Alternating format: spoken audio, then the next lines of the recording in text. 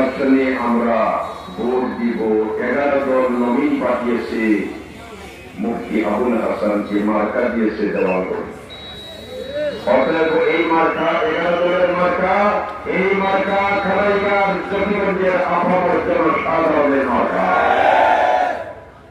আগামী নির্বাচনে আমরা দেওয়ালগড়িতে ভোট দিয়ে দেওয়ালগড়ি মার্কার প্রতিনিধিকে বিজয় করে আমরা ইনশাআল্লাহ সংসদে বাড়াতে চাই। সম্মানিত এলাকাবাসী, আমরা অনেক সমস্যায় জর্জরিত। এই সমস্যাগুলোর আমরা আসল সমাধান চাই। সমাধান করতে হলে আমাদের সঠিক নেতৃত্বের প্রয়োজন। আপনারা জানেন, আমি মেম্বার ছিলাম না, চেয়ারম্যান ছিলাম না, আমি কোন জনপ্রতিনিধি নয়। মানবতার সেই থেকে আমি খালাইগার জকিগঞ্জের জন্য অনেক সময় মাননীয় জেলা প্রশাসক সাহেবের সাথে মাননীয় বিভাগীয় কমিশনার সাহেবের সামনে আমাদের জকিগঞ্জে খালাইগারের সমস্যাগুলি নিয়ে চোখে টুকরিতে আমি কথা বলেছি।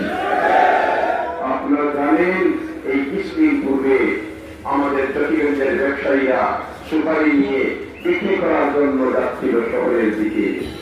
তারাকাই এলাকায় বিজেপি সদস্যরা ওইগুলো আটক করে বিকালবেলায় বিরাম করে দেবে। আমি কিন্তু মাননীয় নির্বাহী অফিসার সাহেবের সামনে বলেছিলাম, মাননীয় নির্বাহী অফিসার সাহেব, জকিগঞ্জে একমাত্র রপ্তানিযোগ্য যে কর্মপণ্য থাকে এটার নাম সুপারি।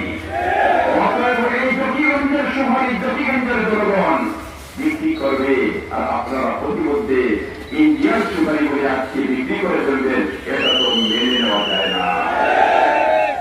সম্মানিত এলাকাবাসী, সাথে সাথে মাননীয় নির্বাহী অফিসার সাহেব ঊর্ধ্বতন কর্তৃপক্ষের সাথে যোগাযোগ করে তাৎক্ষণিকভাবে ঘোষণা দিয়েছে এরকম আর হবে না।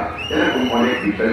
সম্মানিত এলাকাবাসী, আগামী বৃহস্পতিবার 12 তারিখ নির্বাচনে আমরা আমার ভোট আমি প্রয়োগ করব।